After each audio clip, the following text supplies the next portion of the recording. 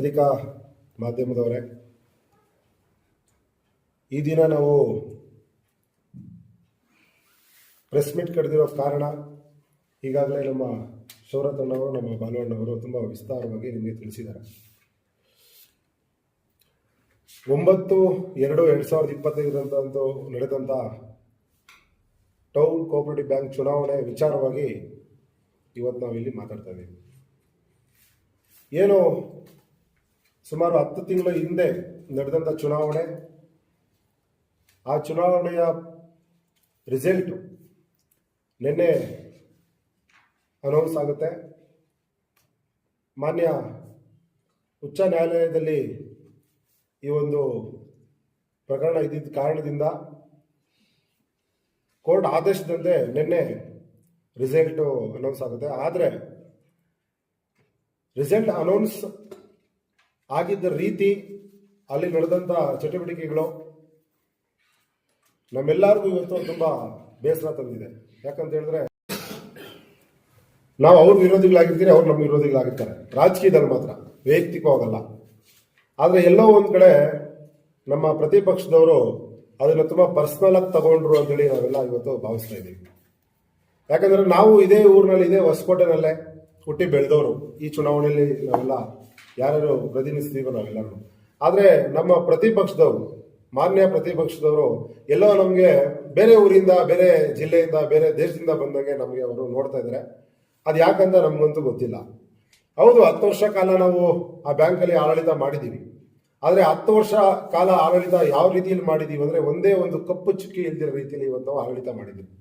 ಆದ್ರಿಂದ ಇವತ್ತು ಬಾಲಣ್ಣವರಾಗಲೇ ಹೇಳ್ದಂಗೆ ಅವರು ಎಲ್ಲ ರೀತಿ, ಯಾಕಂದ್ರೆ ರೂಲಿಂಗಲ್ಲಿ ಇದ್ದಾರೆ, ರಾಜ್ಯ ಸರ್ಕಾರ ಅವ್ರದ್ದು, ಹೊಸಕೋಟೆಯಲ್ಲಿ ಮಾನ್ಯ ಶಾಸಕರು ಅವ್ರ ಕಡೆಯವರು, ಆದರೂ ಕೂಡ ನಮ್ಮ ಷೇರುದಾರರು ನಮಗೆ ಕೈ ಹಿಡಿದ್ರು. ಆದರೆ ನಿನ್ನೆ ಏನಾಗುತ್ತೆ, ನಮ್ಮ ಹಿರಿಯರಾದ ಅವ್ರಿಗೆ ಸುಮಾರು 75 ವರ್ಷ ನಮ್ಮ ಬಸವಣ್ಣವರು, ಚುನಾವಣೆಯಲ್ಲಿ ಅವ್ರಿಗೆ ಈ ಪ್ರಚಾರ ಸಮಯದಲ್ಲಿ ನಡೆಯಕ್ಕೂ ಆಗಿಲ್ಲ, ಕಾಲಿಗೆ ಏಟು ತಗಲಿತ್ತು. ಯಾಕಂತ ಹೇಳಿದ್ರೆ, ಅಂತ ಒಂದು ಸಂದರ್ಭದಲ್ಲೂ ಕೂಡ ಅವರು ಮನೆ ಮನೆಗೆ ಹೋಗಿ ಕೈ ಮುಗಿದು ಓಟ್ ಕೇಳಿ ಆ ಚುನಾವಣೆಯಲ್ಲಿ ಅವ್ರು ಗೆದ್ದಿದ್ದಾರೆ.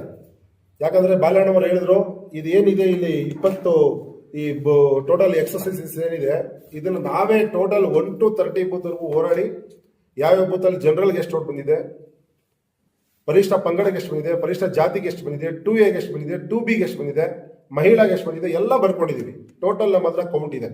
ಯಾಕಂದ್ರೆ ಎಲೆಕ್ಷನ್ ಆಗಿದ ತಕ್ಷಣ ರಿಟರ್ನಿಂಗ್ ಆಫೀಸ್ ಅವರು ಏನು ಒಂದು ವೋಟಿಂಗ್ ನಡೆದಿದೆಯೋ ಅದನ್ನೆಲ್ಲ ಕೌಂಟ್ ಮಾಡ್ತಾರೆ. ಆ ಎಲ್ಲಾ ಬೂತಲ್ಲೂ ನಮ್ಮ ಏಜೆಂಟ್ಸ್ ಇದ್ರು. ಗ್ರಾಫ್ ಶೀಟ್ ಅಲ್ಲಿ ನಾವು ಸೈನ್ ಹಾಕಿದ್ದೀವಿ. ಗ್ರಾಫ್ ಶೀಟ್ ಅಲ್ಲಿ ಸೈನ್ ಹಾಕಿ ಯಾರಿಗೆ ಎಷ್ಟು ಓಟ್ ಬಂದಿದೆ ನಾವು ಬರ್ಕೊಂಡಿದ್ದೀವಿ. ಸುಮಾರು ಕೌಂಟಿಂಗ್ ಇಲ್ಲ ಅಂದ್ರೂ ಒಂದು 4 ಗಂಟೆ ಇಲ್ಲ 5 ಗಂಟೆ ಕಾಲ ನಡೀತದೆ.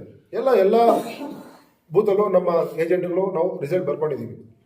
ಅವತ್ತಿನ ಸಂದರ್ಭದಲ್ಲಿ ಬಾಲಣ್ಣ ಅವರು ಹೇಳಿದಾಗ, ಏನು ಹಳೆ ಓಟು 20 ಬೂತಲ್ಲಿ 6,000 ಚಿಲ್ಲರೆ ಓಟಲ್ಲಿ ನಾವು 6 ಜನ ಗೆಲ್ತೀವಿ.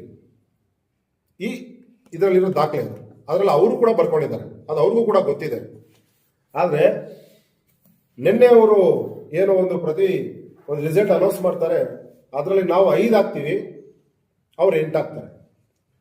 ನಾವು ರಿಟರ್ನಿಂಗ್ ಆಫೀಸರ್ ಅವರಿಗೆ ತುಂಬಾ ಸಭ್ಯತೆಯಿಂದ ಕೇಳಿದ್ವಿ, ಸರ್ ನೀವೇನು ಗ್ರಾಫ್ ಶೀಟ್ ಅಲ್ಲಿ ಏಜೆಂಟ್ ಕಡೆಯಿಂದ ಸೈನ್ ಹಾಕ್ಸ್ಕೊಂಡಿರ್ತೀರಾ, ದಯವಿಟ್ಟು ನಮಗೆ ನೋಡಿಸಿ ಅದನ್ನ.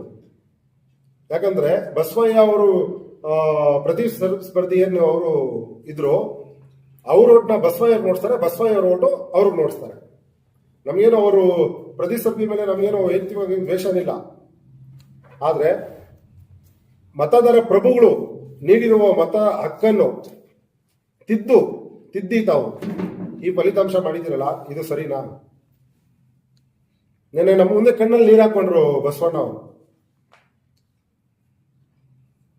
ಈ ರೀತಿ ಒಂದು ಫಲಿತಾಂಶವನ್ನು ನೆನ್ನೆ ರಿಟರ್ನಿಂಗ್ ಆಫೀಸರ್ ಅವರಾಗಿರ್ಬೋದು, CDO ಅವರಾಗಿರ್ಬೋದು ಅನೌನ್ಸ್ ಮಾಡಿದ್ದಾರೆ.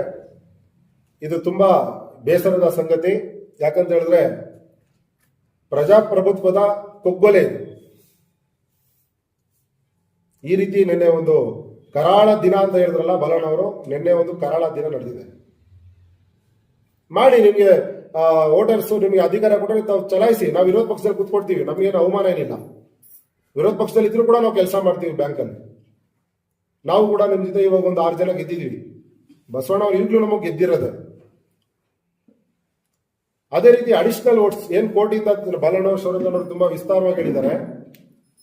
ಆ ಒಂದು ಕೋರ್ಟ್ ವೋಟ್ಸ್ ನ ತಂದಿದ್ದು ಕೂಡ ಅವರೇ. ಫಸ್ಟ್ ತಂದ್ಮೇಲೆ ಅದನ್ನ ರದ್ದು ಮಾಡಬೇಕಂತ ಹೋಗಿದ್ದು ಅವರೇ. ಅದರಲ್ಲಿ ನನ್ನ ಪ್ರಕಾರ 8 ಜನ ಗೆಲ್ತೀವಿ ನಾವು. ಇಂದಿರಮ್ಮ ದೇವಿಯವರು ಸೇರಿ 8 ಜನ ಗೆಲ್ಬೇಕು ನಾವು ಅದ್ರಲ್ಲಿ. ಆಯ್ತು, ಅದು ರದ್ದಾಯ್ತು. ರದ್ದಾದ್ಮೇಲೆ ಬರೀ 20 ಬೂತ್ ಕೌಂಟಿಂಗ್ ಆಗುತ್ತೆ. ಅಟ್ಲೀಸ್ಟ್ ಅದನ್ನಾದ್ರೂ ರಿಟರ್ನಿಂಗ್ ಆಫೀಸರ್ ಕರೆಕ್ಟಾಗಿ ಅನೌನ್ಸ್ ಮಾಡ್ತಾರ? ನಮ್ಮ ಮನವಿನ ತಗೊಂಡೇ ಇಲ್ಲ ಅವರು. ಒಂದು ರೀತಿಯಲ್ಲಿ ಅಧಿಕಾರಿಗಳು ದಬ್ಬಾಳಿಕೆ ರೀತಿಯಲ್ಲಿ ರಿಟರ್ನಿಂಗ್ ಆಫೀಸರ್ ಆಗಿರ್ಬೋದು, ಸಿಡಿ ಅವರಾಗಿರ್ಬೋದು, ಈ ರೀತಿ ಒಂದು ಚುನಾವಣೆ ಮಾಡಿದ್ದಾರೆ. ಆದ್ರಿಂದ ಇವತ್ತೇನು ಅದು ಕೋರ್ಟ್ಗೆ ಹೋಗಿ ತಂದಂತಹ 5,000 ಓಟುಗಳು ಆ ಮತದಾರರು ಬೇರೆ ಯಾರು ಅಲ್ಲ.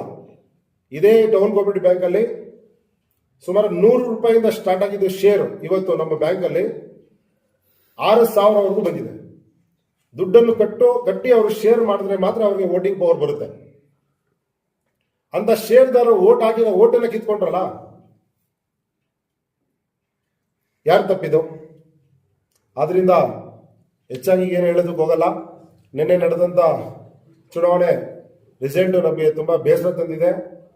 ಈ ಒಂದು ಚುನಾವಣೆಗೆ ನಮಗೆ ತುಂಬಾ ಆರ್ಥಿಕವಾಗಿ ಎಲ್ಲಾ ರೀತಿಯಲ್ಲಿ ಸಪೋರ್ಟ್ ಮಾಡಿರೋ ನಮ್ಮ MTB ನಾಗರಾಜನವರಾಗಿರ್ಬೋದು, ನಮ್ಮ ನಾಯಕರು, ನಮ್ಮ ರಾಜೇಶ್ ಅವರಾಗಿರ್ಬೋದು, ಅದೇ ರೀತಿ ನಮ್ಮ ದೊಡ್ಡೂರು ಮಂಜಣ್ಣವರು ಕೂಡ ಅವರವ್ರ ಕೈಲಾದಷ್ಟು ಅವರೆಲ್ಲಾ ರೀತಿ ನಮಗೆ ಸಪೋರ್ಟ್ ಮಾಡಿ ನಾವು ಈ ಒಂದು ಮಟ್ಟಕ್ಕೆ ಬರೋಕ್ಕೆ ಅವರೆಲ್ಲ ನಮಗೆ ದಾರಿ ಮಾಡಿಕೊಟ್ರು. ನಾನು ಅವ್ರಿಗೂ ಈ ಸಂದರ್ಭದಲ್ಲಿ ಧನ್ಯವಾದಗಳು ಹೇಳ್ತಾ, ನಮಗೆ ಹೊಸಕೋಟೆ ಟೌನ್ ಕೋಆಪರೇಟಿವ್ ಬ್ಯಾಂಕಿನ ಷೇರುದಾರರು ಎಲ್ಲರೂ ಕೂಡ ಈ ಅವ್ರು ಮಾಡಿದ ಚುನಾವಣೆ ಯಾವ ರೀತಿ ಅಂತ ಎಲ್ಲರಿಗೂ ಗೊತ್ತಿದೆ. ಆದ್ರೂ ಕೂಡ ಇಷ್ಟು ಹೆಚ್ಚಾಗಿ ಇವತ್ತು ನಾನಾಗಿರ್ಬೋದು, ಬಾಲಣ್ಣವರಾಗಿರ್ಬೋದು, ನಮ್ಮ ಕಿರಣ್ ಆಗಿರ್ಬೋದು, ನಮ್ಮ ವೆಂಕಟಲಕ್ಷ್ಮಕ್ ಆಗಿರ್ಬೋದು, ನಾಗರಾಜನವರು ನಾವೆಲ್ಲ ಗೆದ್ದಿದ್ದೀವಿ ಅಂದ್ರೆ ಆ ನಮ್ಮ ಬ್ಯಾಂಕಿನ ಷೇರುದಾರರ ಒಂದು ಅವರೊಂದು ಕೊಡುಗೆ ನಮಗೆ ಋಣ. ಆ ಋಣ ನಾವು ಮುಂದಿನ ದಿನಗಳಲ್ಲಿ ತೀರ್ಸ್ಕೊಂತೀವಿ ಅಂತ ಈ ಸಂದರ್ಭದಲ್ಲಿ ಹೇಳ್ತಾ ನನ್ನ ಮಾತನ್ನು ಮುಗಿಸ್ತೇನೆ. ನಮಸ್ಕಾರ.